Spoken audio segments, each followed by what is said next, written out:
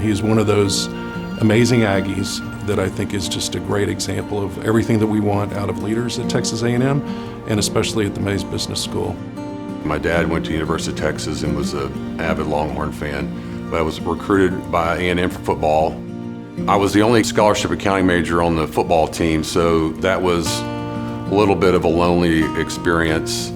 During the season, it was a 40 to 50 hour a week commitment, working hard in accounting and also playing football. It was tough, I have to admit. Chris and I met the summer of our freshman year. A lot of our dates were to the Sterling Evans Library. I remember sitting there for hours, and he'd be way more studious than I was. I recruited him to come to work for Arthur Andersen. I was after him. He had everything. He was smart, he was personable, he was an athlete, he'd played football for some of Jackie Sherrill's great teams. My career started at Arthur Andersen working as a tax advisor, and then I went to work for one of my clients. It was an oil and gas company, and that didn't work out. And then at that point, I had to draw on the Aggie network. My career, the first half or 2/3 of it was nothing stellar at all, but during that time, I was building up a lot of skills that I really maybe took for granted. And then I had the opportunity to get my first CFO job. Working for Chris was probably the single most important and defining moment in my career, period. He's very willing to, roll up his sleeves and learn something new and figure something out that needs to be worked on. And then let's sit back and think about this problem from a very base level on what makes sense from a true business principles perspective.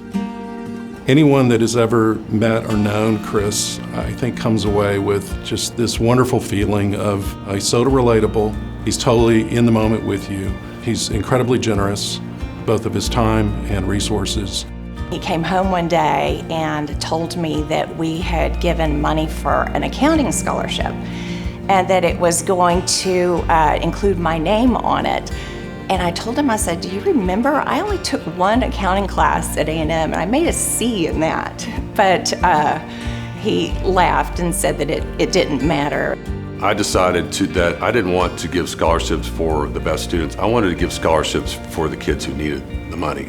One of the programs that I participated in is a program called Amplify U. And Amplify U is a joint venture between Mays Business School and the athletic department, where former athletes from all different sports, men and women, come back and speak to the student about different topics, entrepreneurship, managing money, some extra skills to round themselves out so they'll be successful when they graduate. One of the main things that I try to tell the students is you're going to need the Aggie network, and I tell them to lean heavily into that, because I've had 4 major events in my career that I wouldn't be here talking to you right now if those things hadn't happened where Aggie's helped me out.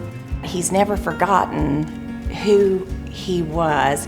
He never forgot that 17-year-old boy that drove from Beaumont to College Station, and I haven't either.